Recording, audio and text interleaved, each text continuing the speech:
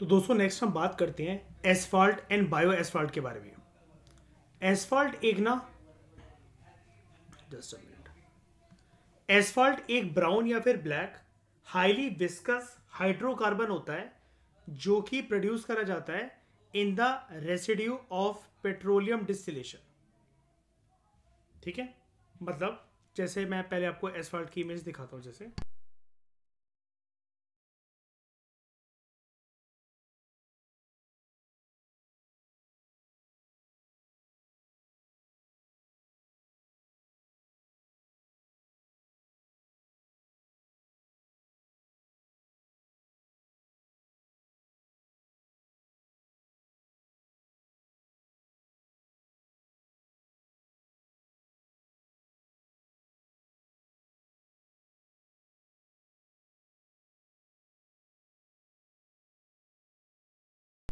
यहां पर इसको देखो, ये है एसफाल्ट। ठीक है,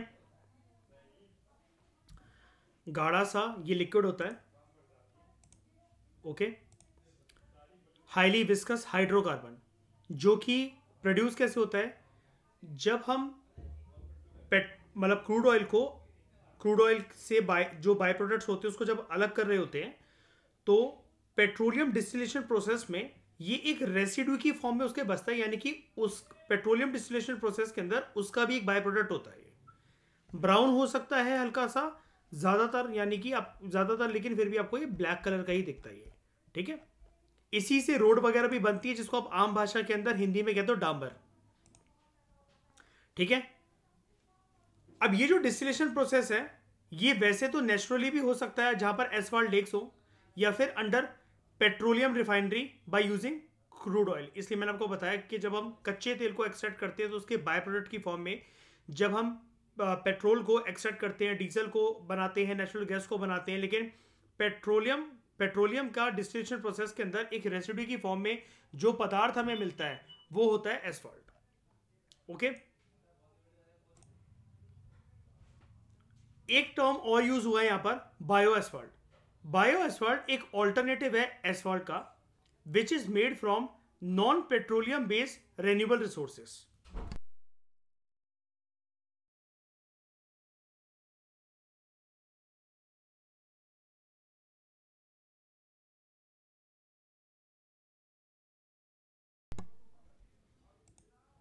ये है बायो एसफाल्ट। ठीक है,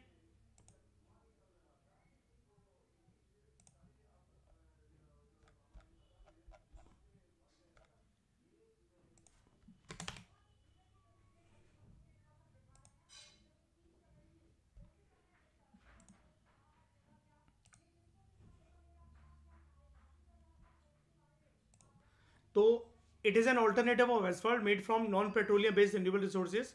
तो इसके सोर्सेज क्या होते हैं, जैसा कि आप देख सकते हो यहाँ पर कोई ना कोई आपको क्रॉप्स या कुछ कुछ चीजें जो है बेसिकली आपको देखने को मिल रही हैं, एग्रीकल्चर प्रोडक्ट्स बेसिकली आपको देखने को मिल रहे हैं। तो इसके जो सोर्सेज हैं वो हो सकता है चीनी, molasses, rice, corn, potato, starch, gum, resins, latex, vegetable oil, cellulose, lignin, dried sewage effluents etcetera.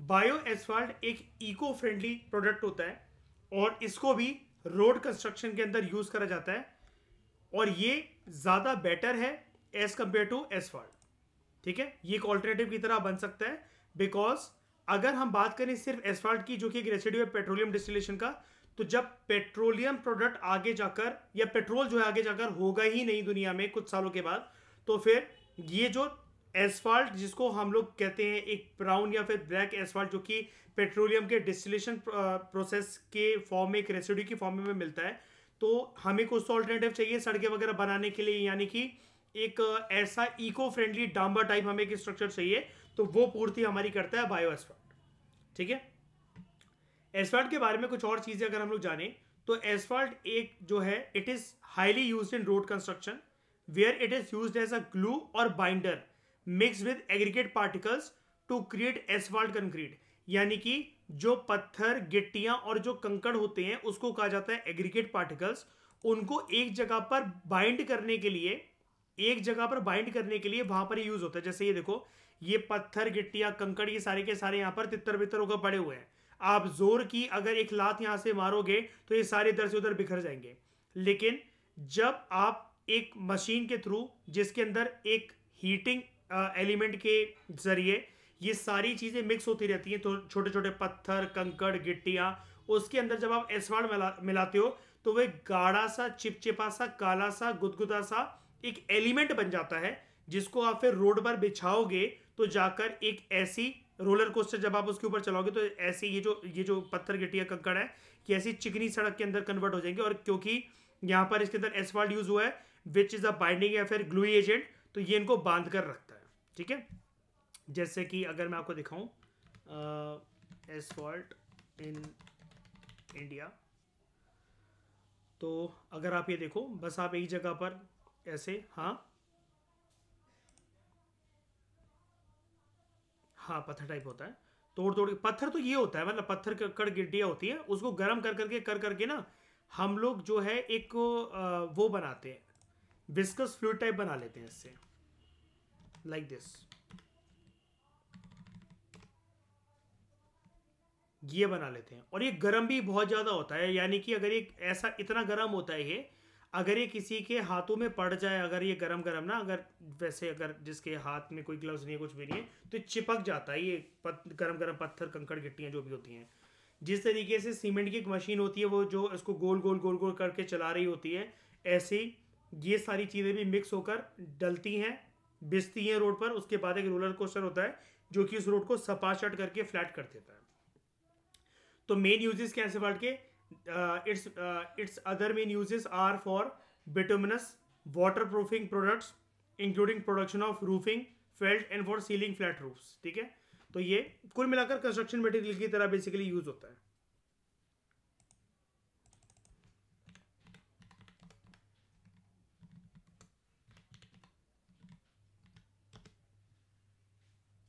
Bituminous waterproofing coating होती है बेसिकली कुछ जगहों की जहां पर पानी जो है वो रिस कर वो नीचे की तरफ ना जाए, जैसा कि मैंने को बताया कंस्ट्रक्शन मटेरियल की तरह यूज होता है, लाइक दिस। एक बार किसी जगह का छत का लेंटर डल गया, सब कुछ डल गया, उसके बाद ये सब चीज़ें बिछा बिछा कर ताकि जो पानी है बारिश का वो रिस कर नीचे वाले फ्लोरों पर ना जाए। तो कभी कभार कुछ लोग अपने घरों की कोटिंग जो टॉप फ्लोर की होती है, किसी भी फ्लोर की होती है, तो वो इससे करवा देते हैं। उसकी लेयर्स, ये जो शीट्स होती हैं बिछ कर ये इसमें चिपकती रहती है। फिर इसके बाद ये आपका जो फ्लोर है ये फ्लोर की तरह ही आपको ये यूज़ हो जाता है। आपका बारिश का पानी है, कुछ भी आपको छत धोनी है, तो फिर आप इसी के ऊपर पानी डाल डाल के ये सब काम करोगे, वो रिस कर नीचे नहीं जाएगा। जैसे सड़क का पानी जो होता है वो कभी भी इन आसफाल्ट में नहीं समाता, ठीक है, इसलिए सड़क बहुत जल्दी सूख भी जाती है, वो पानी इधर उधर साइड की तरफ नाली में बहता है। ठीक है,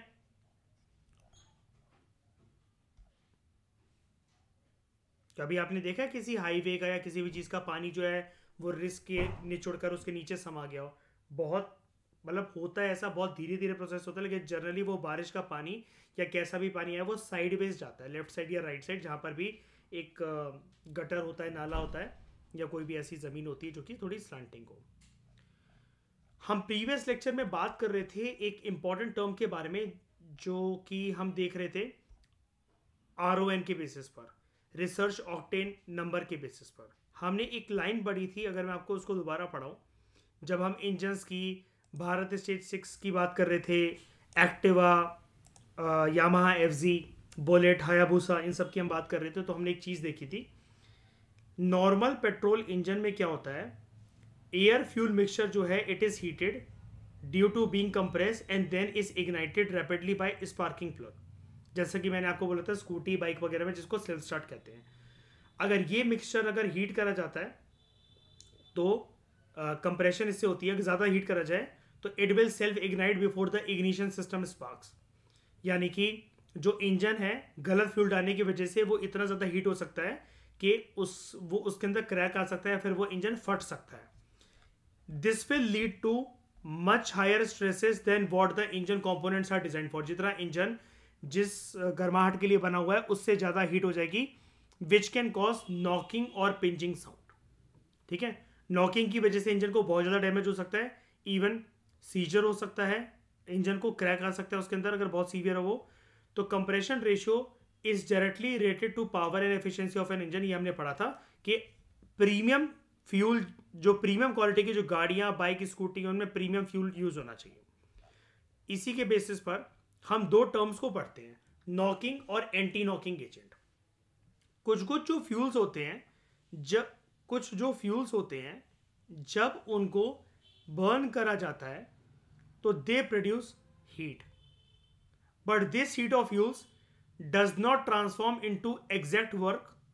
ठीक है, एग्जैक्ट वर्क का मतलब बेसिकली क्या होता है कि 100% जो एनर्जी जो निचोड़ी जानी चाहिए, जैसा कि हम बात कर रहे थे इन दोनों के कंपैटिबिलिटी के लिए, हायर कंप्रेशन रेशियो, एक तो इसकी compatibility with high octane fuel, इसके साथ कंपैटिबिलिटी। क्योंकि आपने देखा था हाई कंप्रेशन रेशियो वाले जो इंजन है उनकी जिंदगी काफी छोटी होती है, ठीक है, और इंजन नॉकिंग का रिस्क रहता है, क्रैक होने का रिस्क रहता है, फटने का रिस्क रहता है। लेकिन वहीं पर BMW, हायाबुसा वगैरह, फरारी, लैम्बोर्गिनी, बुगाटी वेरॉन, ऐसी टॉप पॉश लेवल की गाड़ियों के, स्कूटियों के, बाइकों के जो इंजन है जिनकी कीमत लाख लाख करोड़ों करोड़ों रुपए की है, रोल्स रॉयस, ये सारी चीज़ें जो हैं जिनके अंदर अच्छे क्वालिटी के जो इंजन लगे हैं, लेकिन फिर भी अगर हमें उनको क्रैक होने से, फटने से बचाना है तो हमें हाई ऐसा फ्यूल यूज़ करना चाहिए जिसका RON बहुत ज़्यादा हो, है ना, रिसर्च ऑक्टेन नंबर बहुत ज़्यादा हो। अब यहाँ पर क्या है, ये जो लाइन आपसे कह रहे हैं ना कि कुछ कुछ जब फ्यूलों को कभी कभार बर्न करा जाता है वो हीट तो प्रोड्यूस करते हैं, लेकिन ये हीट जो है एनर्जी निचोड़ने के काम नहीं आ रही है, ये हीट एनर्जी नहीं निचोड़ रही है, तो इट प्रोड्यूसेस, हाँ, ये अच्छे से कन्वर्ट नहीं होता 100% तरीके से, जो कि एनर्जी को निचोड़ना चाहिए उस फ्यूल में से वो निचोड़ता नहीं है, बल्कि करता क्या है, हीटिंग हो रही है तो सिर्फ हीटिंग ही होती चली जाती है। भाई इंजन की हीटिंग होने का मतलब ये होता है कि इंजन अभी अभी चलकर आया, काम कर कर आया। आप अगर ईशा एक्टिवा को लेकर कहीं निकले थे और थोड़ी देर के बाद घर लौट कर आए हो तो उसका मतलब यही तो होगा ना कि यार आप कुछ काम कर कर आए, स्कूटी कहीं ना कहीं चल कर आई है ना।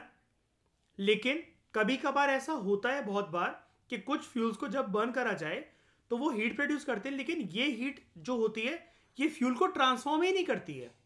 और फ्यूल का ट्रांसफॉर्म मतलब क्या, भाई मैं अगर स्कूटी बाइक को 15, 20, 50 किलोमीटर चलाकर लेकर आया हूं तो अगर मेरी टंकी फुल थी तो वो टंकी आधी हो जानी चाहिए, है ना। यहां पर क्या होता है, टंकी भी आधी हो गई और इंजन ऐसा गर्म हो रहा है कि अगर उसके ऊपर मैंने एक पानी का छींटा मारा ना तो पता चला ब्लास्ट हो जाएगा या क्रैक हो जाएगा, और इसी से कड़कड़ाके वाली साउंड निकलती है, मेटेलिक साउंड। इसी मेटेलिक साउंड को हम लोग कहते हैं नॉकिंग। और यही हम प्रीवियस लेक्चर में डिस्कस कर रहे थे जहां पर हमने ये कंसेप्ट को अधूरा छोड़ा था कि इंजन जो है वो उसी फ्यूल को समाने के लिए जिसके लिए वो बने हुए हैं, है ना। अच्छी क्वालिटी के इंजन हाई ऑक्टेन फ्यूल की डिमांड करते हैं, लेकिन अगर ऐसा नहीं हो और सिर्फ उनकी हीटिंग होती चली जाए, उनका स्ट्रेस इंजन का बहुत ज़्यादा बढ़ जाएगा। और फिर मैंने आपको एक रियल सिनेरियो बताया था हायाबुसा का, है ना, उसके अंदर वो बंदा जो है हर 5 मतलब कभी कभार 5 मिनट भी घर उसका दूर रह गया होता है तभी उसको वो हायाबुसा रुककर खड़ी रहनी पड़ती है ना। रियल सिनेरियो मैंने आपको बताया और प्रीवियस लेक्चर में, और कुछ मतलब चांसेस ये हैं कि उसका इंजन जो है वो फट सकता है, ब्लास्ट हो सकता है। और मैंने बताया था ना कि वो गियरिंग सूट वगैरह प्रॉपर इस वजह से भी पहनता है कि वो बताता है कि अगर ये नहीं पहनूँ ना मैं तो पैर के पूरे बाल जल जाएंगे, या फिर ये क्या कहते हैं पूरी पैंट जो है वो पसीने पसीने से गीली हो जानी है, इतनी गर्माहट छोड़ता है हायाबुसा का इंजन। तो वो क्यों होता है, हायाबुसा का इंजन बेसिकली मैंने आपको बताया था वो डिमांड करती है ऐसी बाइक वाइट पेट्रोल, लेकिन वाइट पेट्रोल इंडिया में मिलना इतना, मतलब इंडिया में हर जगह पे मिलना इतना आसान नहीं होता और हर किसी की अफोर्डेबिलिटी के मतलब उसके दायरे के अंदर नहीं आता, ठीक है। कि मैंने आपको एवरेज भी दिखाया था, हायाबुसा का एवरेज 15 से 17.5 किलोमीटर ही है 1 लीटर पेट्रोल के अंदर, ठीक है। वहीं जहाँ पर मैंने आपको बताया था प्रीवियस लेक्चर के अंदर कि एक्टिवा का जो 5G मॉडल है उसका 55 का एवरेज है, और 6G हमने मॉडल देखा, सॉरी 6G का 55 का है, 5G का 60 का है और स्प्लेंडर का 80 का है, ठीक है। तो हर एक जो इंजन है वो अलग अलग फ्यूल से एनर्जी को समाने के लिए, निचोड़ने के लिए बना हुआ है, ठीक है। लेकिन जब ये अच्छी क्वालिटी की व्हीकल्स के अंदर, जितना अच्छी क्वालिटी का इंजन है, जब उस क्वालिटी का उसको फ्यूल नहीं मिलता है तो इंजन के ऊपर एक असर पैदा होता है, तो इंजन जो है वो टक टक टक टक करके बोलने लगता है, और ये जो मेटेलिक साउंड जो प्रोड्यूस होती है इसको हम लोग कहते हैं नॉकिंग। और यही जो इंजन ठंडा हो रहा होता है ना, ये जो मैं आपको बता रहा था, आप कभी इस आवाज़ को सुनना। ईशा, आप बता रहे थे ना कि आपके पास एक्टिवा 5G, आप इसको सुनना कभी, ठीक है? तब आपको वो चीज़ पता लगेगी कि नॉकिंग क्या होती है। तो thus those fuels whose knocking is very low are assumed to be best fuels and vice versa. To lower knocking, some compounds are added in the fuel to make the fuel good, and such compounds are called as anti-knocking compound.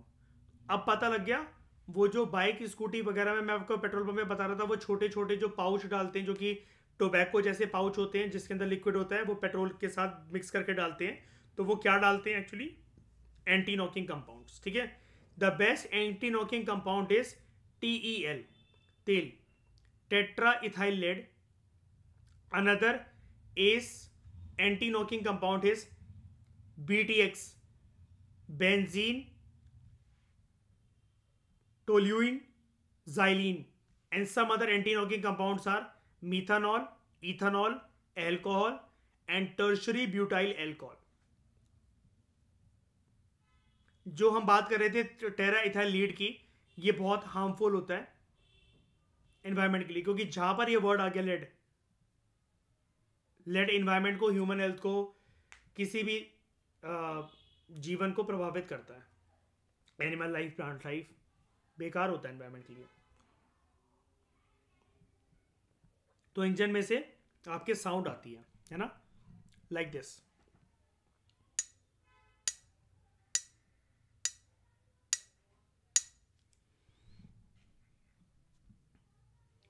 क्या होते हैं दूसरे? हाँ, fuel के, आप वो previous lecture देखना, वहां से आपको समझ में आएगा, ठीक है? Octane number, the knocking of fuel is express bye octane number. ये हम ऑलरेडी कवर कर चुके हैं RON के अंदर, रिसर्च ऑक्टेन नंबर, ठीक है? तो knocking of fuel is express bye octane number. Octane number is high for low knocking, यानी कि जहां पर ये नॉकिंग साउंड कम है, तो समझ जाओ कि वहां पर इंजन के साथ फ्यूल की एफिशिएंसी बहुत अच्छे से काम कर रही है। यानी कि दो चीज़ों की कंपैटिबिलिटी, इंजन का हायर कंप्रेशन रेशियो, जैसा कि मैंने आपको प्रीवियस लेक्चर में बताया, और उसी में मैंने आपको ये भी बताया उसी लेक्चर में, हायर ऑक्टेन फ्यूल। कुल मिलाकर बात वही है, हमेशा उसी रूल पे रहा करो। प्रीमियम गाड़ियों के लिए प्रीमियम क्वालिटी का फ्यूल चाहिए, ठीक है? प्रीमियम गाड़ियों में, क्योंकि कैसा इंजन होगा? प्रीमियम क्वालिटी का। उस प्रीमियम क्वालिटी के इंजन को हम लोग क्या बोलते हैं ऑटोमोबाइल की भाषा में? हायर कंप्रेशन रेशियो वाला इंजन। और प्रीमियम क्वालिटी के फ्यूल को हम लोग क्या बोलते हैं इस बुक की लैंग्वेज में? हाई ऑक्टेन फ्यूल, ठीक है? जिसका नंबर बहुत ज़्यादा है। इंडिया जो है अभी कौन सा नंबर बनाने में कारगर रहा है श्रेया? 2017 से कौन सा नंबर बना पाया है RON का? कौन सा चल रहा है अभी हमारे देश में? रिसर्च ऑक्टेन नंबर एक अलग चीज होती है, बताओ। 99 चल रहा है अभी, बेस्ट चल रहा है 99। वेरी गुड श्रेया, ठीक है? तो वो आप सही कह रहे हो ईशा कि सबसे ज़्यादा तो यूज़ होता था 91, फिर 93 आया, 97 आया, और अब जो हम बनाने में कारगर रहे हैं 99। लेकिन ये सरकार को इसके लिए किसके साथ बात करनी पड़ती है? सरकार तो कभी भी बनवा सकती है ना, लेकिन किसके साथ बात करनी पड़ती है? ऑटोमोबाइल सेक्टर के साथ, राइट? बिठाना पड़ता है उनको टेबल पर। क्यों बिठाना पड़ता है? क्योंकि फ्यूल की एफिशिएंसी या फिर RON नंबर बढ़ाने का काम तो रिसर्च एंड डेवलपमेंट के थ्रू सरकार करवा देगी। ऑटोमोबाइल सेक्टर क्या करेगा? क्या RON वाला फ्यूल अपने आप में काफी होता है गाड़ियों की एफिशिएंसी बढ़ाने के लिए? कंपनीज को क्या करना पड़ेगा? ऑटोमोबाइल सेक्टर की रिस्पॉन्सिबिलिटी क्या है? क्या बनाना? उसी के साथ उसकी कंपैटिबिलिटी के लिए इंजन्स, ठीक है? और वो इंजन्स कैसे होंगे? हायर कंप्रेशन रेशियो वाले इंजन, ठीक है? और हायर कंप्रेशन रेशियो वाले इंजन की लाइफ अगर हमें बढ़ानी है, या हम नहीं चाहते अगर वो बहुत ज़्यादा गर्म हो, जैसे कि हायाबुसा के साथ या बाकी बाइकों के साथ कभी कभार ऐसा होता है, तो हमें क्या इंश्योर करना चाहिए कि हायाबुसा भी गर्म ना हो। तो क्या करें? प्रीमियम क्वालिटी की बाइक है ना, तो फ्यूल कैसा डलेगा? हाई ऑक्टेन नंबर वाला प्रीमियम क्वालिटी का फ्यूल डलेगा, ठीक है? तो octane number, the knocking of fuel is expressed by octane number. Octane number is high for low knocking, so fuel is good, and vice versa, कि अगर octane number लो है तो समझो नॉकिंग ज्यादा होगी, तो फ्यूल अच्छा नहीं है। Thus, for increasing the octane number of fuels, anti-knocking compound is necessarily mixed up. तो जो मैं आपको पेट्रोल पंप का रियल सिनेरियो बता रहा था ना प्रीवियस लेक्चर के अंदर, तो वो जो पाउच में वो जो डालते हैं, मैं एक बार फिर भी पता करके बताऊंगा आपको। मैं आपको बोला था, जैसा कि मैंने आपको कि प्रॉमिस करा था कि मैं आपको रियल वीडियो ला कर दूंगा वहाँ से पेट्रोल पंप वालों से पूछ कर, और उस पाउच को भी अच्छे से देखूंगा कि उस पर क्या लिखा रहता है, क्या होता है उसको मिक्स करने से। ठीक है, तो वो जो है वो एंटी नॉकिंग कंपाउंड होता है। और एंटी नॉकिंग कंपाउंड आपने कौन कौन से देखे? TEL tetra ethyl lead, BTX benzene, toluene, xylene, फिर मिथानॉल, इथानॉल, एल्कोहल, और TBA टर्शरी ब्यूटाइल एल्कोहल। ठीक है, लेकिन इनमें से सबसे खतरनाक जो है पर्यावरण के लिए वो है टेट्रा इथाइल लेड। एक नोट लिखा हुआ है यहां पर, the increase in carbon chain length leads to decrease in octane number. अगर कार्बन चेन लेंथ बढ़ेगी तो ऑक्टेन नंबर गिरेगा। ठीक है, इसका मतलब क्या है? हम कार्बन चेन को अगर बढ़ाने की कोशिश करें, कैसे बढ़ता है? सबसे पहले मुझे ये बताओ, कार्बन की 1 से लेकर कार्बन की 4 तक जो चेन होती है, ये कैसा एलिमेंट होता है? सॉलिड, लिक्विड या gas? Gas. Very good, gas.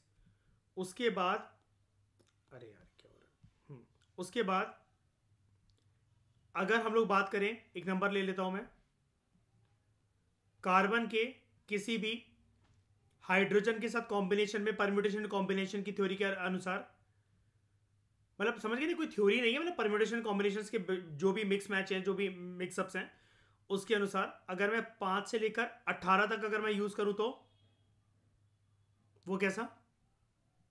Liquid. और अगर मैं कार्बन के 19 से लेकर इंफिनिटी तक ले लूं तो सॉलिड। शाबाश ईशा, अगर ये वाली चीज याद है ना, फिर तो ब्रेन आपका बहुत अच्छा है।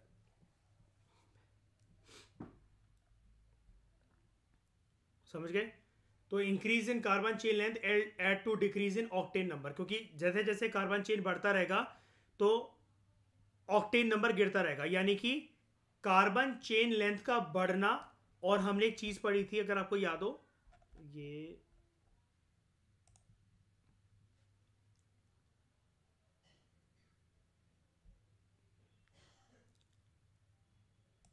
एक लाइन थी इधर, हाँ ये रहा, longer the chain heavier is the hydrocarbon. First 4 chain जो होती हैं, they are all gases, chain up to C18H32 are all liquid at room temperature, while heavier chains अब C19 are all solid at room temperature. अब ये जो heavier changes को बोला जा रहा है, ठीक है, जिसके अंदर कार्बन चेन लेंथ बढ़ती जाएगी, शुरू के 4 के अंदर तो नहीं बढ़ रही है, वो गैसियस फॉर्म में कार्बन 4 ही है। फिर 5 से लेकर 18 तक कार्बन है तो वो लिक्विड है, 19 से लेकर इन्फिनिटी तक वो कार्बन है तो वो सॉलिड है। तो सॉलिड के अंदर ही ऑब्वियस सी बात है, अगर इतनी ज्यादा कार्बन है तो हैवियर चेन है ये। तो जितना ज्यादा कार्बन कंटेंट, ऑक्टेन नंबर कम क्यों हो रहा है? क्योंकि कार्बन के बढ़ने की वजह से कभी भी फ्यूल की एफिशिएंसी बढ़ सकती है। बताओ, कोयला कभी भी कंप्लीट तरीके से बन हो पाता है? कोई सा भी कोयला ले लो, दुनिया का किसी भी कंट्री से आया हुआ कोयला ले लो, कोयला 100% कंबशन कर पाएगा? कभी भी नहीं कर पाएगा, क्योंकि कोयला किस फॉर्म के अंदर है ईशा? सॉलिड, लिक्विड या गैस? सॉलिड। और उसकी चेन जो है कार्बन की कैसी है? लाइट है, हैवियर है या हैवीएस्ट है? हैवीएस्ट है। ठीक है, इस वजह से तो समझ गए ना। और हमने क्या पढ़ा था? ऑक्टेन नंबर का ज्यादा होना फ्यूल की एफिशिएंसी को शो करता है, या फिर ऑक्टेन नंबर का कम होना ज्यादा होना फ्यूल की एफिशिएंसी को शो करता है। ठीक है, तो अगर ये जो है अगर हम बात करें इसकी, अगर कार्बन चेन लेंथ अगर बढ़ती चली जाएगी तो यानी कि ऑक्टेन नंबर गिरता जाएगा। और ये चीज क्या शो करता है फ्यूल की एफिशिएंसी टर्म्स में? फ्यूल की एफिशिएंसी कैसी रहेगी?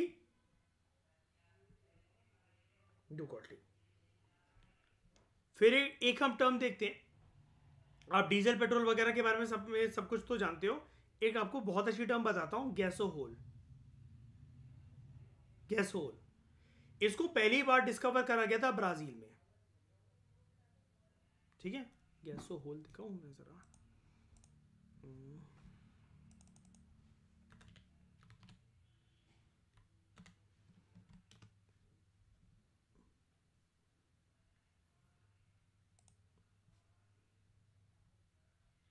क्या करा जा रहा है, किससे ये इथेनॉल ब्लेंडिंग, ये ब्लेंडेड है मतलब बेसिकली। तो यहां पर करा क्या जा रहा है, हम लोग गैसोलीन को किस में कर रहे हैं ब्लेंड, हाँ कॉर्न, मक्के का यूज करके बेसिकली, ठीक है।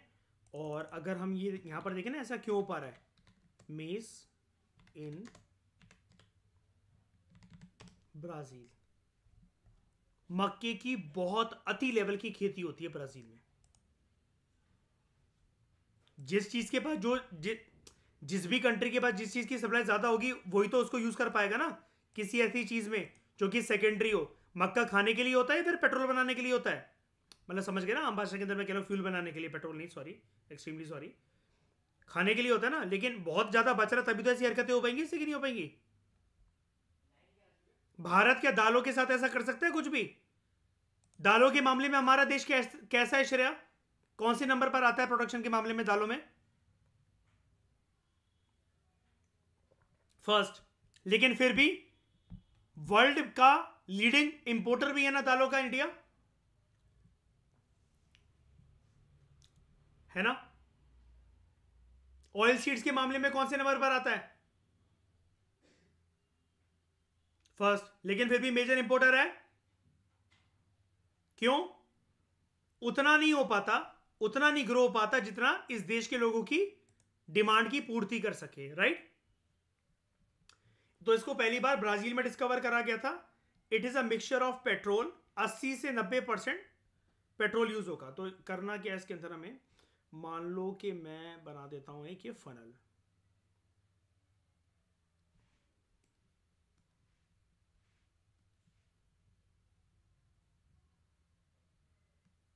ठीक है। इसके अंदर क्या है, it is a mixture of petrol, ज्यादातर यूज होगा पेट्रोल,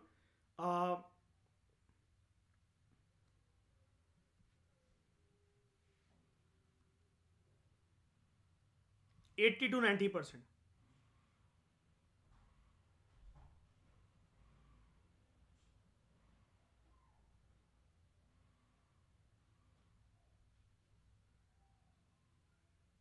80 to 90%। और 10% यूज हो रहा है यहां पर क्या, एल्कोहल।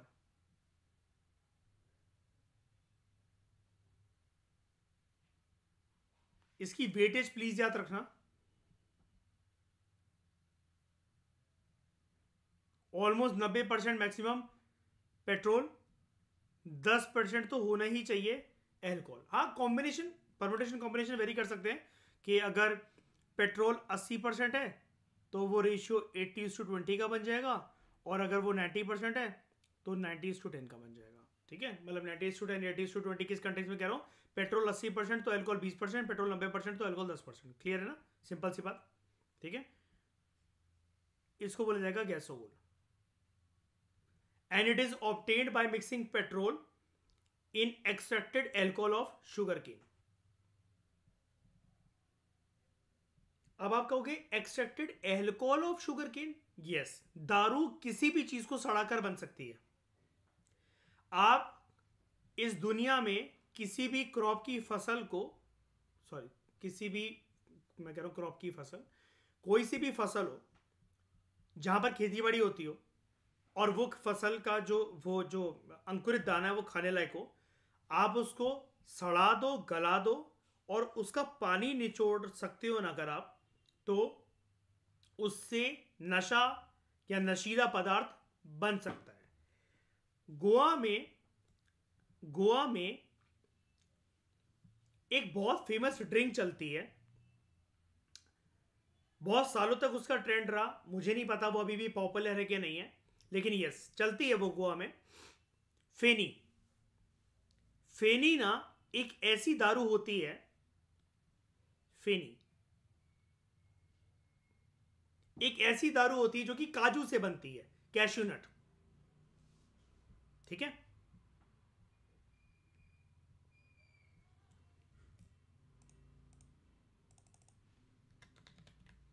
हाँ, फेनी इन आ गया ना, देखो गोवा,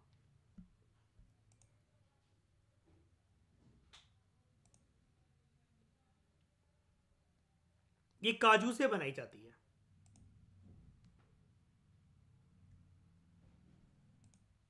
और बहुत पॉपुलर है गोवा में। लोगों का कहना है पहली ऐसी दारू है जो कि इतनी टेस्टी होती है।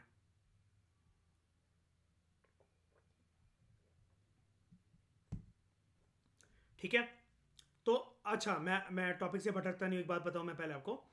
मैंने फेनी के एग्जांपल से यूज करा। यहां पर जो बात चल रही है कि extracted alcohol of sugar cane, उसको मिक्स करा जाएगा पेट्रोल के अंदर। तो गन्ने के रस की दारू ये कैसे हो सकता है? देखो, एक वर्ड होता है साइंस के अंदर, आप फर्मेंटेशन तो किसी भी चीज की कर सकते हो, बताओ हाँ या ना? आप फर्मेंटेशन तो किसी भी चीज की कर सकते हो। फर्मेंटेड चीज क्या होती है? आप किसी भी चीज को पानी में गलाकर सड़ाकर रख दो, और वो जब पदार्थ निकलेगा उसको और सड़ने दो और सड़ने दो और सड़ने दो, करते करते करते करते जब आप उसको कंज्यूम करोगे वो आपके लिए बन गया जहर, इंटॉक्सिकेंट। लेकिन जब वो इंटॉक्सिकेंट बना एंड यू आर इनटेकिंग इट, तब आपके नर्वस सिस्टम को हिलाएगा, क्योंकि वो नॉर्मल पानी तो है नहीं, नॉर्मल लिक्विड तो है नहीं। तो जब आप उस इंटॉक्सिकेंट को पीते हो तो आपका नर्वस सिस्टम घूमता है, वो चकराता है सर, और यही जाकर हर एक चीज जिससे सर चकराता है और जो पुरानी सड़ी गली सी होती है जिससे बदबू आए, है ना, या फिर बहुत यक्सा टेस्ट आए उसका, बहुत यक्सी स्मेल आए उसकी, वही तो होती है आम भाषा में सारी चीजों की, एक सारी चीजों के लिए एक वर्ड, दारू। ठीक है, तो by use of, it is obtained by mixing petrol in extracted alcohol of sugar केन,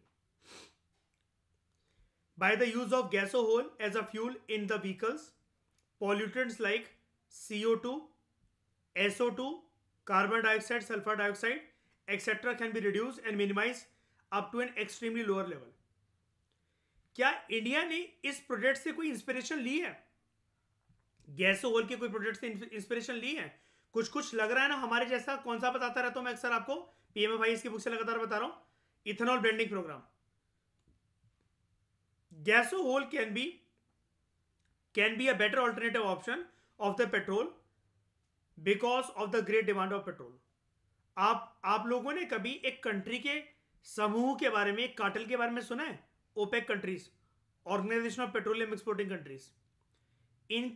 इनके दायरे के अंदर बहुत कुछ रहता है। एक तरीके से पेट्रोलियम के क्षेत्र में, क्रूड ऑयल के क्षेत्र में, इनको वेल्स मान लो।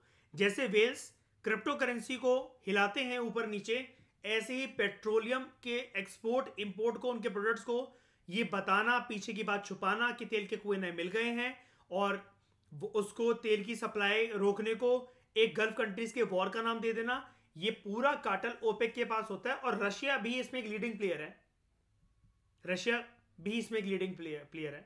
लेकिन अगर आप रशिया के ऊपर इल्जाम लगाओगे कि वो एक मैनिपुलेटर है, ऑब्वियस की बात है, कोई कंट्रीज ब्लेम को नहीं लेने वाली, लेकिन ओपेक कंट्रीज एक बेसिकली इन सब चीज़ों को हिलाते रहते हैं, पेट्रोलियम प्रोडक्ट्स को और इनके इंपोर्ट एक्सपोर्ट को। और ये सब चीज़ें जो उपज होती है ना, ये इन्हीं के द्वारा एक सजेशन होती है, जिसके लिए फिर मेजर कंट्रीज काम करती हैं। या फिर अगर नहीं भी हो उनकी खोज ओपेक कंट्रीज की, तो मेजर कंट्रीज जहाँ पर पेट्रोल के दाम बढ़ते जाते हैं, इनको लगता है कि उनके पास सप्लाई कम रहेगी आने वाले सालों के अंदर, उनको नहीं बचेगा, तो शॉर्ट टर्म का रास्ता बनाने के लिए, देखो पेट्रोल का लॉन्ग टर्म का रास्ता तो कुछ भी नहीं हो सकता, क्योंकि जब मिलेगा ही नहीं तो कुछ भी सर हाथ पैर मार लो, तो जब जो चीज़ नहीं मिल रही तो नहीं मिल रही है, ठीक है। लेकिन शॉर्ट टर्म के अंदर उसकी एफिशिएंसी को बेटर कैसे यूज़ करा जा सकता है, पर्यावरण को हानि कम पहुंचे इसके लिए क्या करा जा सकता है, इन सारी बातों का ख्याल रखते हुए gasohol is a good alternative to petrol.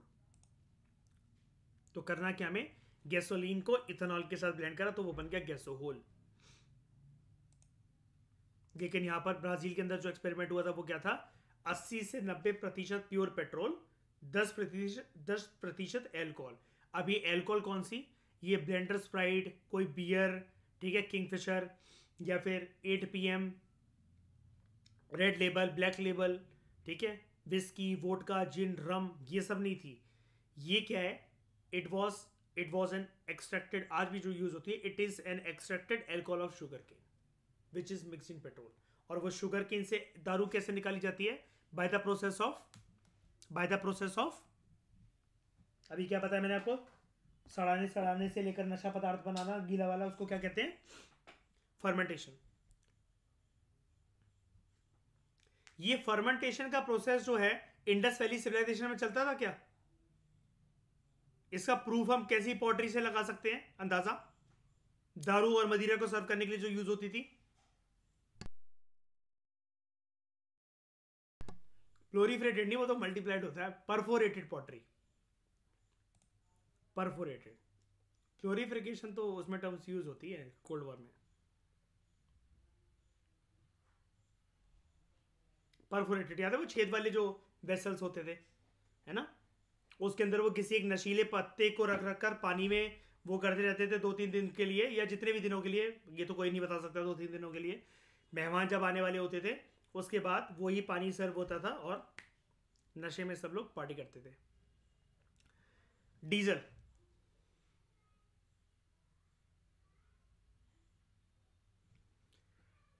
This is a type of oily liquid hydrocarbon obtained by the fractional distillation of petroleum. आपको ये चीज पता है ना, दुनिया में जहां पर भी खुदाई होती है फ्यूल को एक्सट्रैक्ट करने के लिए, सबसे पहली चीज जो हाथ लगती है वो क्या लगती है? Crude oil. क्रूड ऑयल को थोड़ा सा आम भाषा, मतलब नॉर्मल भाषा का प्रयोग कर रहा हूं मैं, समझने की कोशिश करना। क्रूड ऑयल को साफ करा, पेट्रोल आ गया। पेट्रोल को साफ करेंगे, उसका बाय प्रोडक्ट क्या निकलेगा? डीजल। तो फ्रैक्शनल डिस्टिलेशन ऑफ पेट्रोलियम की वजह से एक ऑयली लिक्विड हाइड्रोकार्बन हमें प्राप्त होता है, और वो है diesel.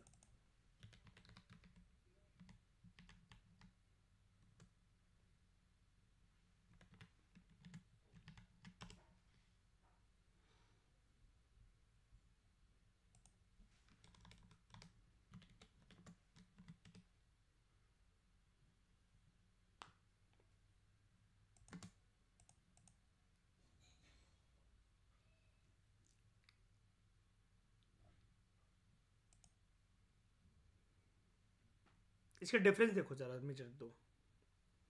Petrol, it is a liquid fuel mainly consists of light hydrocarbons ranging from C5 to C12. Why C5 to C12?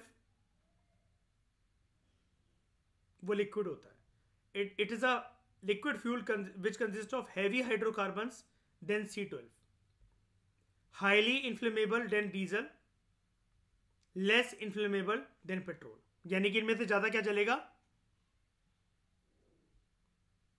Highly inflammable than diesel, petrol ज्यादा चलेगा, है ना। तो it is a type of oily liquid hydrocarbon obtained by fractional distillation of petroleum. This is cheaper than petrol and a good fuel which is used in vehicles, machines, devices etcetera.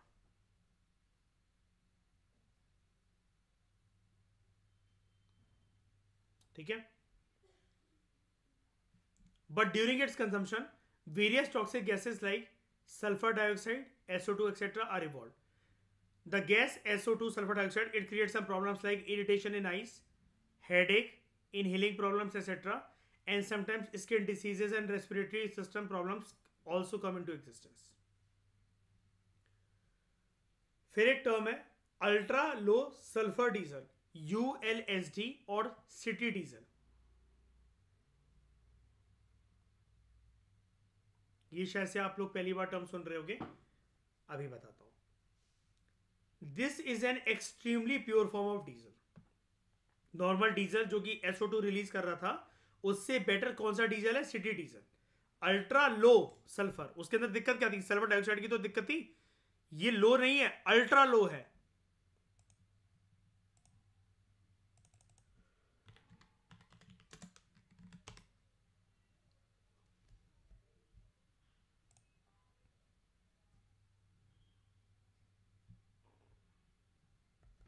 Ultra low sulphur diesel, ये वाला,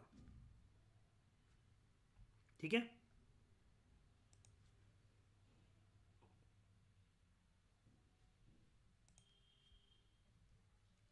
Through the combustion of this diesel, less pollutants are spread in the atmosphere because of low sulfur presence in it. It is used frequently in almost all cities of Europe. अब यानी कि क्या है, अगर आपको किसी भी फ्यूल से कोई भी कंटेंट निकालना होता है तो क्या करना चाहिए हमें उसके लिए? एक वर्ड यूज होता है क्या? प्रोसेसिंग करो उसकी,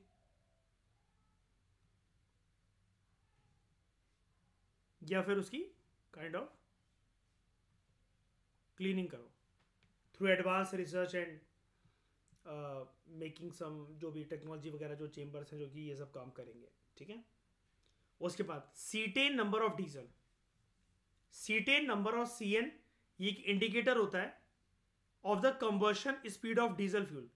अच्छा, कंबर्शन स्पीड का मतलब बेसिकली ये होता है कि मान लो कि आपकी गाड़ी, जैसे मैं आपको एक चीज बताता हूं, आप ईशा स्कूटी चला रहे हो, ठीक है, आपकी स्कूटी 50 किलोमीटर प्रति घंटे की रफ्तार से चल रही है, और वहीं दूसरे तौर पर आपकी स्कूटी 20 किलोमीटर प्रति घंटे की रफ्तार से चल रही है।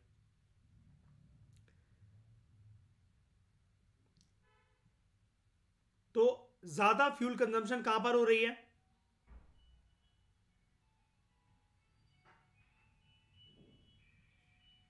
ज्यादा स्पीड होगी, राइट। क्या डिस्टेंस से फर्क पड़ता है? जैसे मतलब मान लो आप सेम डिस्टेंस ट्रेवल करके गए आप, लेकिन जल्दी चले गए, जल्दी चला रहे हो, आपको नानी के घर जाना है, वो आपके घर से 5 किलोमीटर दूर है, आप 5 किलोमीटर में 20 किलोमीटर की रफ्तार से स्कूटी चला रहे हो, और वहीं पर 50 किलोमीटर की रफ्तार से स्कूटी चला रहे हो, घर 5 किलोमीटर ही है, क्या कोई फर्क पड़ेगा? डिस्टेंस जल्दी कवर कर लिया, धीरे कवर कर लिया, तेज कवर कर लिया, कोई फर्क पड़ेगा? किस बात का फर्क पड़ेगा?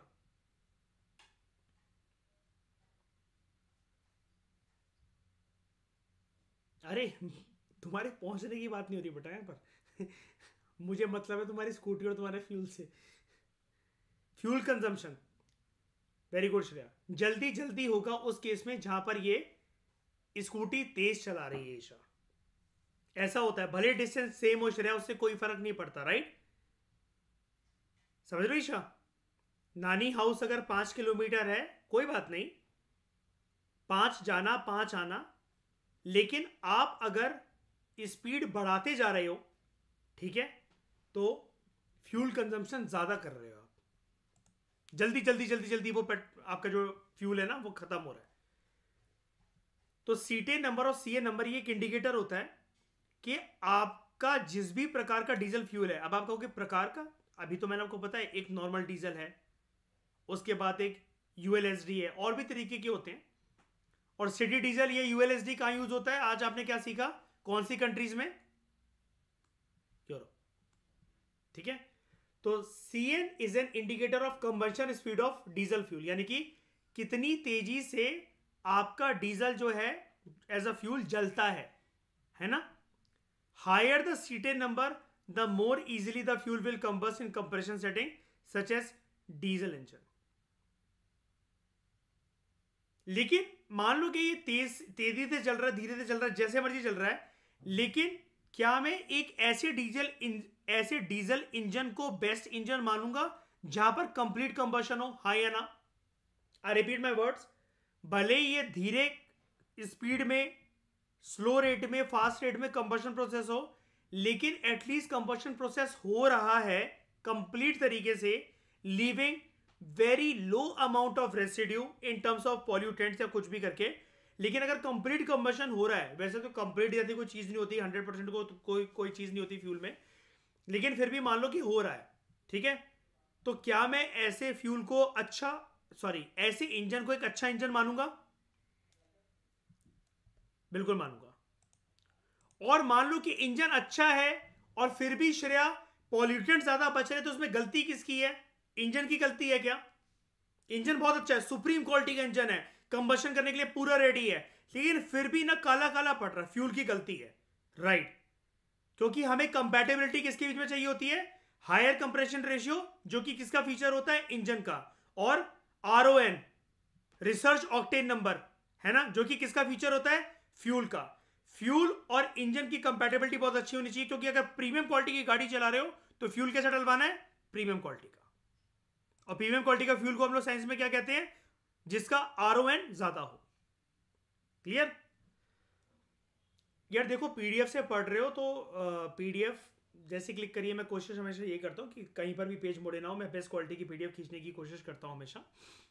अगर बुक है तो बहुत अच्छी बात है। मैं कहना बस ये चाह रहा हूँ, इस चैप्टर के अंदर आपने पहली बार ऐसा देखा होगा कि साइंस की बुक में छोटे छोटे नोट्स दे रखे हैं, लेकिन जहाँ जहाँ पर ये पूरे चैप्टर के अंदर दे रखे हैं ना, वो बहुत इंपॉर्टेंट टॉपिक्स, फैक्ट्स और लाइन्स हैं वो, ठीक है? तो इनको इग्नोर मत करना। तो additives like alkyl nitrates, principally 2-ethyl ethyl nitrate and ditert-butyl peroxide, they are used as additives to raise the cetane number। अगर हमें डीजल की प्रोडक्टिविटी को बढ़ाना in terms of its combustion speed, तो हम दो एडिटिव्स यूज कर सकते हैं। जैसा कि यहां पर जब आप बात करो ना, मैंने जैसा कि लोगों को देखा है। अच्छा एक बार बताना जरा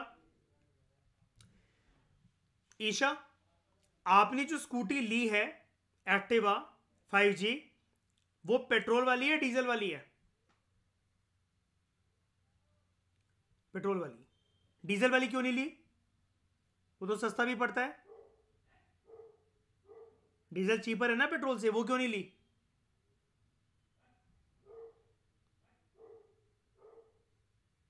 है ना, डीजल में आती है। वो सोच रही है शायद इतनी देर में तो पापा को कॉल लगाने लग गई हो।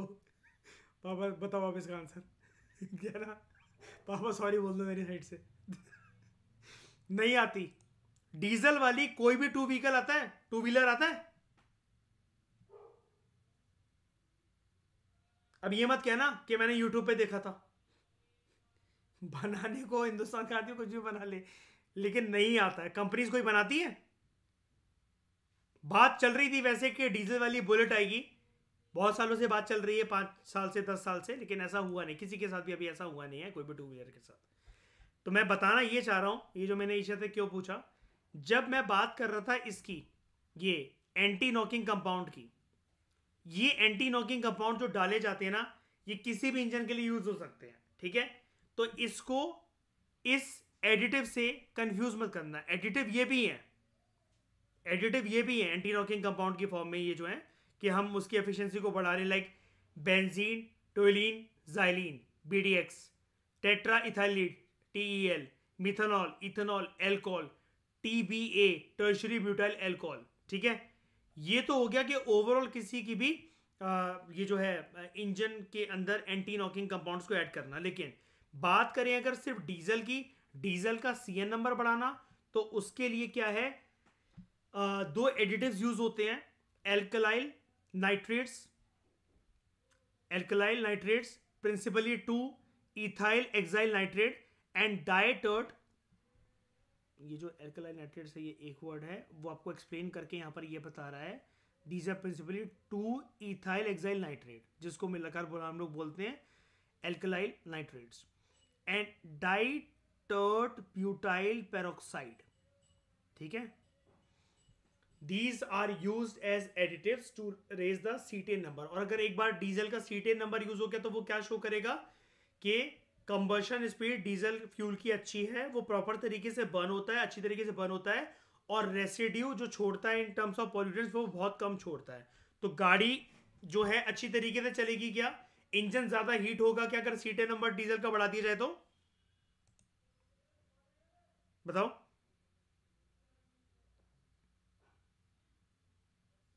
हीट कम हो गया ना? तो इतना पढ़ने के बाद दोस्तों आप लोग रेडी हो गए हो कि यूपीएससी ना निकले तो पेट्रोल पंप पे या फिर डीजल डालने के लिए आप रेडी हो काम करने के लिए। लेकिन अभी मैं चाहता हूं कि आप सीएनजी पर भी काम करो, तो उसके बारे में हम बात करेंगे नेक्स्ट लेक्चर में। इस डिस्कशन में दोस्तों फिलहाल इतना ही। Thank you very much for discussion.